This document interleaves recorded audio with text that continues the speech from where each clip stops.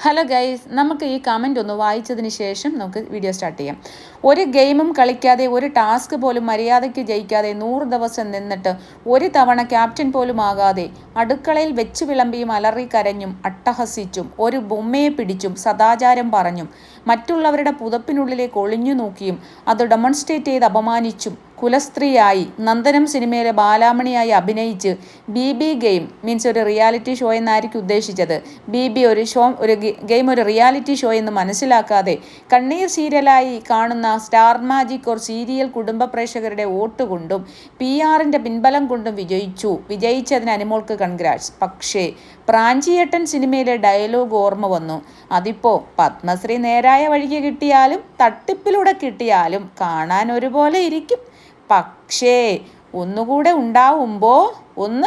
ഉണ്ടാവുമ്പോൾ സന്തോഷമുണ്ടാവും. മറ്റേത് കൂടെയുള്ള കാലത്തോളം ഒരു ഭാരമായി തോന്നും.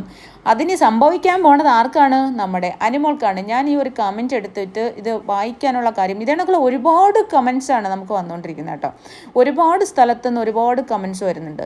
അപ്പോൾ ഇത് കാണുമ്പം നിങ്ങൾക്കത് ചിലപ്പോൾ PR അയക്കുന്നതായിട്ട് തോന്നുമായിരിക്കും. പക്ഷേ ഇതൊക്കെ സാധാരണ പ്രേക്ഷകർ, സാധാരണ ഈ ഒരു ഗെയിം ഷോ കൃത്യമായിട്ട് കണ്ട് വിലയിരുത്തുന്ന പ്രേക്ഷകർ അയക്കുന്ന ഒരു കമൻസാണ് ഇതൊക്കെ. അപ്പോൾ ഇത് അതുകൊണ്ടാണ് ഞാനിത് എടുത്ത് വച്ചത്.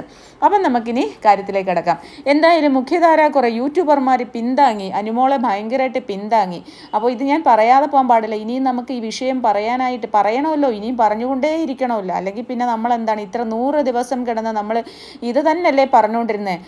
അനുമോള് പച്ചക്കള്ളമാണ് പറയുന്നതെന്ന് പറഞ്ഞുകൊണ്ട് അനുമോളെ പിന്താങ്ങിയ യൂട്യൂബർമാർ എല്ലാം രംഗത്ത് വന്നുകൊണ്ടിരിക്കുകയാണ്. ഇനിയിപ്പോൾ 1-2 യൂട്യൂബർമാരേ ഉള്ളൂ വരാൻ.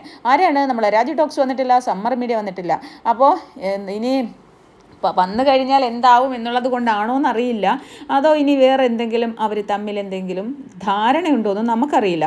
എന്ത് തന്നെയാലും ബാക്കിയുള്ള കാശ് വാങ്ങിക്കാത്ത എന്ന് ഞാൻ വിചാരിക്കുന്ന കാശ് വാങ്ങിക്കാത്ത അനുമോളെ പിന്താങ്ങിയ മിക്കവാറും എല്ലാ യൂട്യൂബർമാരും അനുമോൾക്കെതിരെ രംഗത്ത് വന്നു കഴിഞ്ഞു. അനുമോൾ പറഞ്ഞതെല്ലാം പച്ചക്കള്ളമാണ്. ജനങ്ങളെ പറ്റിച്ചുകൊണ്ടാണ് അനുമോൾ വോട്ട് നേടിയിരിക്കുന്നത്. അനുമോളെ വിശ്വസിക്കാൻ കൊള്ളില്ല എന്നാണ് പറഞ്ഞിരിക്കുന്നത്. അതിൻ്റെ കാരണവുമുണ്ട്. ലൈൻ കട്ട്, കാരണം അകത്ത് പറഞ്ഞത് മുഴുവൻ കള്ളം. അത് നമുക്ക് പലതും അറിയാം. അപ്പോൾ ലൈൻ കട്ടിൽ വന്നിരുന്ന് പറഞ്ഞത് മുഴുവൻ കല്ല് വെച്ചെന്നോണം. PR അഞ്ജന ചോദിക്കുന്നു PR കൊടുത്തിട്ടുണ്ടോയെന്ന്. അപ്പോൾ പറഞ്ഞു ഞാൻ PR കൊടുത്തു, 1 ലക്ഷം രൂപയാണ് കൊടുത്തത് എന്ന് പറഞ്ഞു. അതിനുശേഷം കുറച്ചും കൂടി അഞ്ജന ചോദിക്കുന്നത് സത്യമായിട്ടും എത്ര കൊടുത്തു? അപ്പോൾ ഉടനെ പറയുന്നു അല്ല 50,000 കൊടുത്തു, ഇനി ബാലൻസ് 50,000 കൊടുക്കണം. അപ്പോൾ 1 ലക്ഷം കൊടുത്തു എന്ന് പറഞ്ഞിട്ട് പിന്നെ ഒരു ന്യായീകരണം പറയുന്നുണ്ട്. അയ്യോ അത്രയൊക്കെ എനിക്ക് കൊടുക്കാൻ പറ്റൂ, ഞാനൊരു പിശുക്കിയാണ്, അപ്പോൾ അത്രയൊക്കെ എനിക്ക് കൊടുക്കാൻ പറ്റൂ എന്ന് പറയുന്നുണ്ട്. അതിനുശേഷമാണ് അഞ്ജന ഇങ്ങനെ ഒരു ചോദ്യം കൂടി ചോദിച്ചത്. അപ്പോൾ അതുടനെ അടുത്ത 50,000 ഒക്കെ. ആ സമയം തന്നെ ഇവിടെ PR വോട്ട് പിടിച്ചു കൊടുത്ത, കാശ് കൊടുത്ത് വോട്ട് വാങ്ങിച്ചു എന്ന് തന്നെ ഞാൻ പറയും. PR വിനു വിജയ് പറഞ്ഞതാണ് കാശ് കൊടുത്താൽ വോട്ട് കിട്ടും. ഫേസ്ബുക്ക് വഴിയും വാട്സാപ്പ് ഗ്രൂപ്പ് അങ്ങനെ എന്തൊക്കെ ടെലഗ്രാം ഗ്രൂപ്പ് വഴി കുറേയേറെ ആൾക്കാരെ ഒന്നിച്ച് ചേർത്ത് വോട്ട് മറിച്ച് വോട്ട് വിൽക്കുക എന്നുള്ള ഒരു പ്രക്രിയ ചെയ്യുന്നതാണ്. ഇതൊരു സ്ഥിരമായിട്ട് ചെയ്യുന്ന ഒരു പ്രക്രിയയാണ് എന്നുള്ള കാര്യങ്ങളൊക്കെ ഇവിടെ സംസാരിച്ച് കഴിഞ്ഞു നേരത്തെ. അപ്പം ആ വിനു വിജയ് എന്ന് പറയുന്ന അനുമോളുടെ ഏറ്റവും സന്തത സഹചാരിയാണ്. ഈ വിനുവിനെ എനിക്ക് അറിയത്തുപോലുമില്ല എന്ന് പറഞ്ഞ അനുമോളുടെ കൂടെയുള്ള ഒരുപാട് ഫോട്ടോസ്, അതുപോലെ ഞാൻ അനുമോളുടെ സുഹൃത്താണ് എന്ന് വിനു പറയുകയും ചെയ്തു. ആ വിനു പറയുക 11,000 രൂപയാണ് എനിക്ക് തന്നത് എന്ന് പറഞ്ഞ് ഗൂഗിളിലെ സ്റ്റേറ്റ്മെൻറ്റ് മീഡിയാസിൻ്റെ മുന്നിൽ കാണിക്കുകയാണ് ഗൈസ്.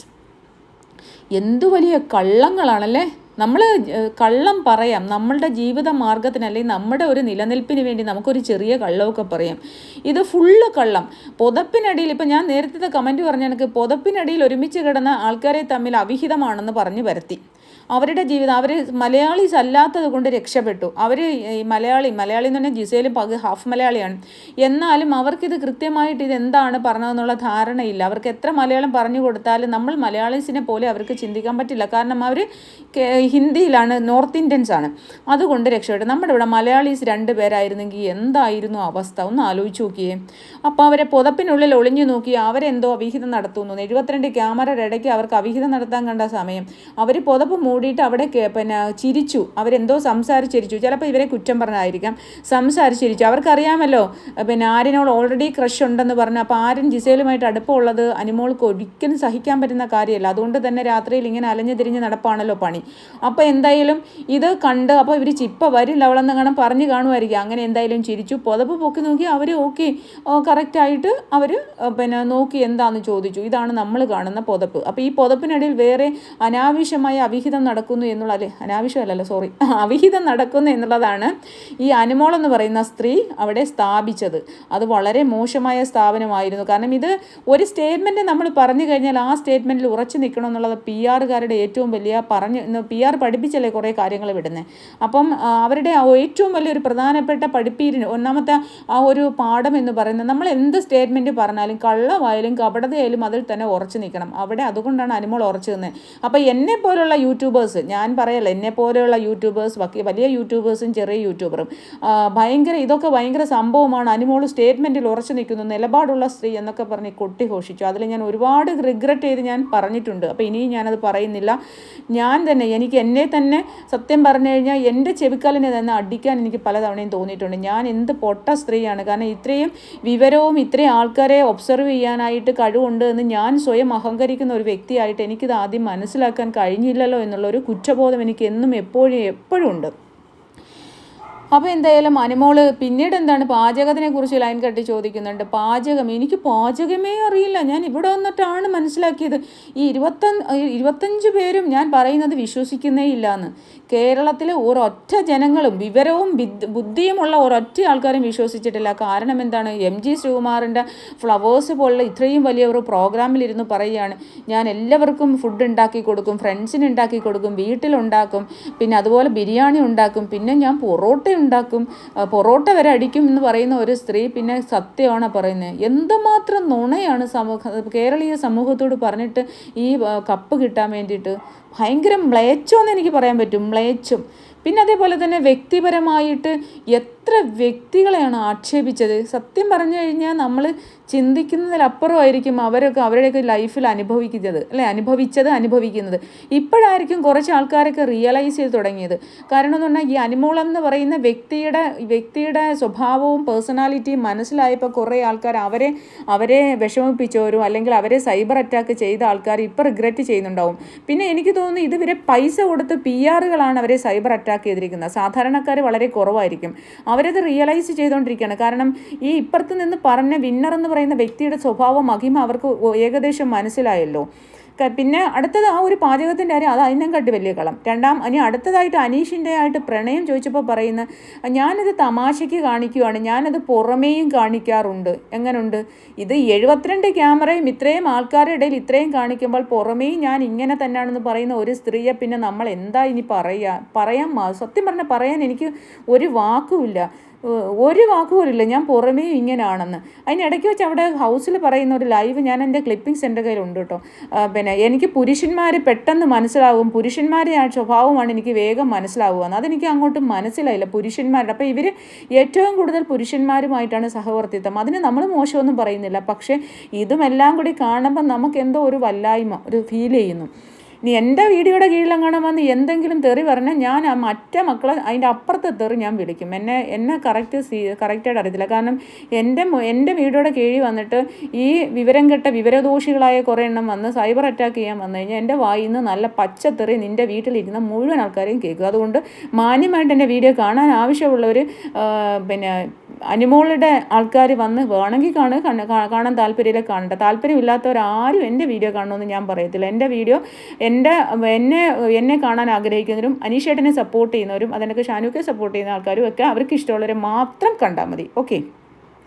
അപ്പോൾ ഇതേ കണക്കുള്ള കല്ല് വെച്ച നുണകളും കല്ല് വെച്ച എന്താ പറയുക പരദൂഷണവും. ഈ പരദൂഷണം ഇല്ലെന്ന് പറഞ്ഞു. ആര് പറയുന്നു പരദൂഷണം ഇല്ലെന്ന്? പരദൂഷണമേ ഉള്ളൂ. മാറിയിരുന്ന് ഗ്രൂപ്പ് ഗാങ്ങി വെച്ചിട്ട് അക്ബറിനെ കുറ്റം പറയുന്നു. അതിലെ നൂറേം പറഞ്ഞു പറയാനുള്ള കാര്യങ്ങൾ ഞങ്ങളിവിടെ പറയുന്നില്ല, പുറത്തിറങ്ങിയിട്ട് പറയാമെന്ന്. അതാണ് പരദൂഷണമില്ലായ്മ. സകലമാന ആൾക്കാരെയും പരദൂഷണം പറയുക. അനീഷിന് കുറ്റം ഇല്ലാത്തതുകൊണ്ടാണ് അനീഷിനെ പറയാൻ കഴിഞ്ഞത്. എന്നിട്ടും പറയുന്ന കേട്ട് ലാസ്റ്റ് അയാളെ സ്വഭാവം ഷാനുക്ക ചോദിച്ചപ്പോൾ അയാളെ സ്വഭാവം ലക്ഷ്മിയോട് ചോദിക്കുന്ന കേട്ടു, അയാളെ സ്വഭാവം ഇതാണോ? അയാൾ സ്ട്രാറ്റജി ആയിരിക്കും, എനിക്ക് തോന്നുന്നില്ലെന്ന്. അപ്പോൾ അതൊരു കുറ്റമല്ലേ? അതൊരു കുറ്റമല്ലേ?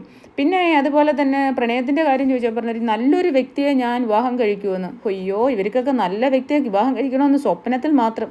മര്യാദയ്ക്ക് നിന്നാലും കൊള്ളാം, ഞാൻ വേറൊന്നും പറയുന്നില്ല.